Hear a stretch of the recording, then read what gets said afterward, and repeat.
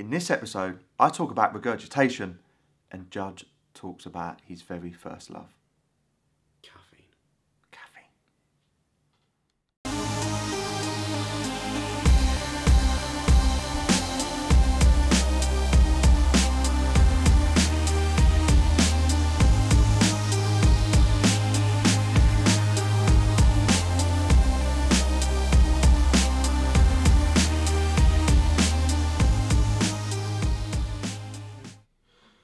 Welcome to episode 6 of Ask the LJs. It's Luke. And it's me. Lauren. Yeah, buddy. So we're going to have a bit of business science today. Not together. Yeah. Business and science. Is there science? That's what I hate with like marketers, and it's like, yeah, the science behind selling. It's like, well, where's your controlled data? Or you just... I use the example, do you know we have bro science and like science people, and we try to be in the middle, more so this way actually, than less of the bro.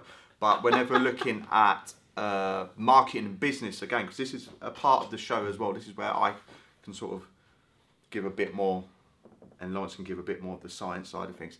But you also get it in many industries, so you'll get like, as I call it, like the bro marketers, where they're like, oh, this was originally, sorry for American accent, and it's not discriminating, but it's like, this was originally $499, but for you today, it's only 99 cents. It's like, really? Do you think people believe that? So, yeah, it's trying to, what I've done over the last few years is look at marketing side of things, trying to distinguish between a more science-based, that side of marketing, and less of this bro marketing. So, yeah, we want to keep a good mix. So we've got one to do with social media and one to do with caffeine. So Lawrence, first question, let's go. I don't know what one it is. Surprise you. Oh, well, Charlie's is first. So Charlie Duggan, who asked on Facebook, on the post we got on our Facebook page, where you can just flood us with questions, please do.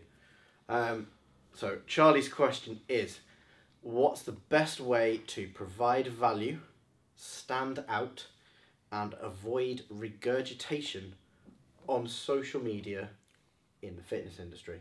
Cool.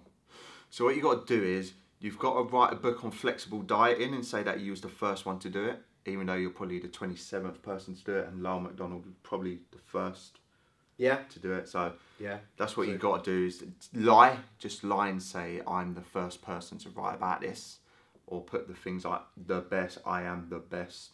No, but in all seriousness, it really annoys me with personal trainers for a number of reasons.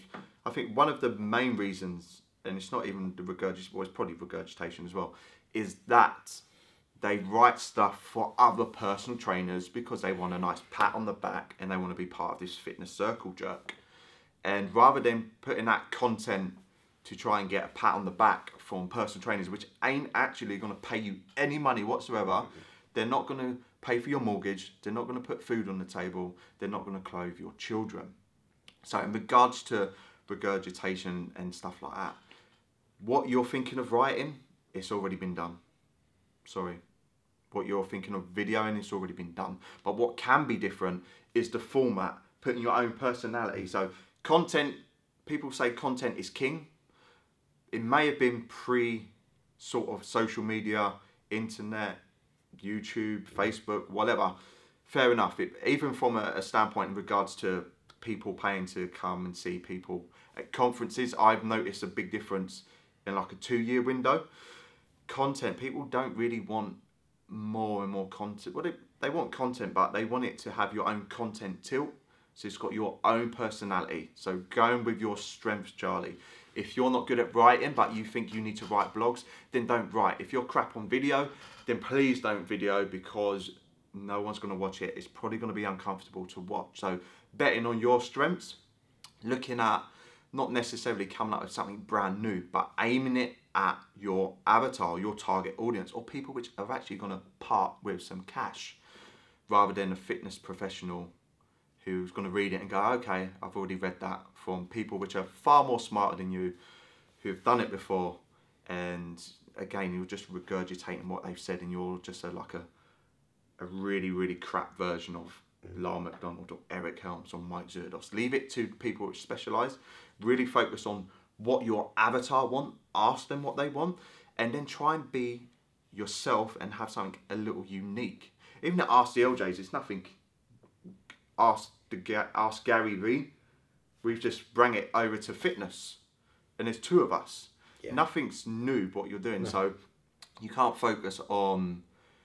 Just don't be a copycat. Just try and put something different on there. And none of the answers that we give, generally speaking, are completely groundbreaking. Unique. No, you could find that information on other websites. Like Lawrence has used a website for the second question. It's like you can't know everything, but if you ask the people which you're trying to serve and just focus on marketing like a magnet, as in you want to attract the people which you're trying to serve, and then repel those which you don't want to part with money or you don't actually want to coach. There's a reason why we're called Shredded by Science.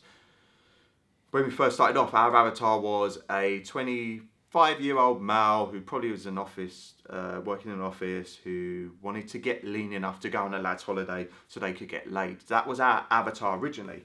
But the name Science lets you know that we are science-based. The name Shredded, again, appeals to a younger audience, because if you ask a 40-year-old what the word shredded means, they probably wouldn't have the same answer as a 20-year-old. No. So focus on the content you put out, the language, the tone, the social media platforms as well. So if you're trying to target a younger audience, then Snapchat might be one of your better options. It's not going to be the best option. Or if you're trying to target 60-plus-year-olds who want to just get a bit healthier so they can see their grandkids grow up a little bit, well, they can see them grow up and maybe get married one day. So I think, again, respecting the platforms and looking at who you're trying to target, and don't try and please everyone. And whatever you come up with, it's already been done. You can just do it better or in a different format. That's what been done before. So I hope that answered that question. Yeah, I've got nothing to add to that, I don't think. Right, now it's Lawrence's science stuff. Second question. I'm going to get my phone and read it properly. Who's this one from? It's from Lauren Tickner. She asked us on Snapchat, but she also asked us another one on Twitter that we'll answer at some point. But her Twitter is @_Lauren Fitness. And I think her Instagram is that as well. I'm pretty sure it's that. Lauren Tickner. Yeah. Try and keep your social media handles the same, if possible. She's done really well on that. So, she has asked, regarding caffeine, one of my favourite things. Obviously, normal caffeine from coffee, etc., stimulates the adrenals and means that when the high is gone, they need more stimulation to get the same high. What about caffeine from green tea extract, etc.? I can't have normal caffeine as it gives me panic attacks, so I'd love to hear your thoughts on this. So this one is going to be, there's a few things I need to cover on this one. So firstly, the adrenals, for those of you who don't know, are little glands that sit on top of your kidneys and secrete things like adrenaline and noradrenaline. So adrenaline and noradrenaline kind of, they jack you up a bit. Adrenaline's like sympathetic increase. It's your fight or flight nervous system type deal. Parasympathetic. Yeah, that one. I always get them two mixed up. I don't. I used to teach it all the time. All the time. That's my contribution done. So that's the first thing we need to cover. And then the second thing we need to cover is normal caffeine. So caffeine is just... Caffeine. It's... Caffeine. Methylxanthine or something. I can't remember the chemical name for it. But it's just a compound. There's no difference in the caffeine that's found in coffee versus the caffeine that's found in green tea versus any other type of caffeine. It's just caffeine. So, with regards to the way caffeine works, in your brain, so part of the reason it makes you feel kind of high and awake... Because I got high. I was really wanting to say that just because you've been saying it like a load of times. It acts on these things called adenosine receptors. There's a whole family of them. And I got all this information from examine.com. I had to look it up. Because we don't know everything. We don't know everything. I did know this, but again, just have to refresh your memory sometimes. And Examine's the best source for this type of information. Really good. Examine.com. Any supplements, anything like that, examine.com is your bam. Yeah. So, adenosine receptors, a couple of them make you feel more awake, and it acts on these ones to make you feel more awake. So that's it, one of its kind of main mechanisms of action in that respect. With regards to what it does to your adrenals, it will acutely increase adrenaline and noradrenaline output. Short term. But then if, like me, you are a chronic consumer of caffeine, which means that you drink an absolute ton of caffeine over the course of a long period of time. Every day. All day, every day. Caffeine IV. It will downregulate, so it will decrease the number of receptors in your brain to adrenaline and noradrenaline. So it will kind of lessen the effect that those chemicals have in your brain. Like a resistance? Yeah, basically. It will make you more tolerant to the effects of caffeine on your brain. Your fresh heart. But only in terms of the effects of adrenaline and stuff. The rest of it may not be affected, and caffeine tolerance is a really complicated subject, generally revolving around some enzymes and stuff like that. But again, if you want to learn more, Examen's got a pretty comprehensive kind of review of all of that. So green tea extract generally doesn't have a huge amount of caffeine in, because it's generally standardized to have a lot of one particular chemical, which is epigallocatechin something or other, EGCG, I think it's called. So that is the compound that is hypothesized to have all of these fat burning effects and all the rest of it. It's an antioxidant, basically. So it doesn't generally have a massive whack of caffeine in. One thing I did think of was other compounds maybe in green tea as a drink that might mean that you don't get the same kind of anxiety symptoms from green tea as you do coffee. I had a look. The one that immediately sprang to mind was theanine, which is kind of it makes you feel a bit more chilled out, generally speaking. But according to a quick Google, there's only about 7 milligrams of theanine in a cup of green tea, whereas therapeutic doses tend to be up at the kind of a couple of 100 milligram mark. Yeah, so it's a small dose. Yeah, it's a tiny dose, and black tea actually has more. So I don't know.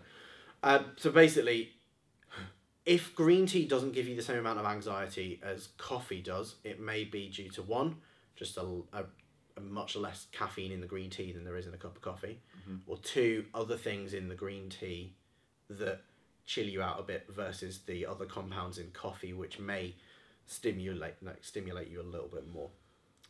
Anecdotally, I have noticed green tea to not have as much of a stimulatory effect on me as it's coffee. just a dose. But it may just be the dose, it may be something else. I'm not 100% sure, but try it out. See what happens. Don't blame me if you have a panic attack, please. Yes. Can't be dealing with that on my conscience. Disclaimer, not medical advice. Yes. So, thanks for watching. Episode 7 coming up. Remember, daily shows. If you like the shows, if you listen to on the podcast, then make sure you subscribe as well and you leave us a review. Yeah. And on YouTube, make sure you subscribe, or Facebook. Let us know where you're watching it. I'll speak to you soon.